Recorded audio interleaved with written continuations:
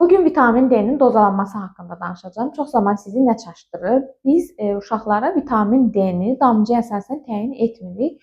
Damcıdakı vahidə əsasən təyin edirik. Yəni uşağa profilaktik olaraq 400 beynəlxalq vahid vitamin D lazımdırsa, əgər bir damcıda 400 vahiddirsə, biz ona bir damcı təyin edirik. Digər preparatlar var ki, tərkibində müxtəlif vahidlər olur, 100, 200 müxtəlif. Və həmin preparatları təyin edən zaman artıq bir damcı kifayət etmir. Damcıdakı vahidə əsasən biz damcını artıra bilirik və yaxud da ki, azalda bilirik. Ona görə sizlərə əgər hər hansı bir preparat təyin olunubsa və onu həkiminiz bir damcı, 2 damcı yazıbdırsa, siz növbəti bir preparata, başqa bir preparata keçəcəksinizsə başqa adla. Bu zaman ya bu nüansa fikir verin, içlik vərəqəsində yazın, ya da ki, öz həkiminizlə məsləhətləşin. Bunların fəsadları nə olur? Ya uşaqlar artıq vitamin D dozası qəbul etmiş olur, ya da ki, vitamin D çaşmamazlığından əziyyət çəkir.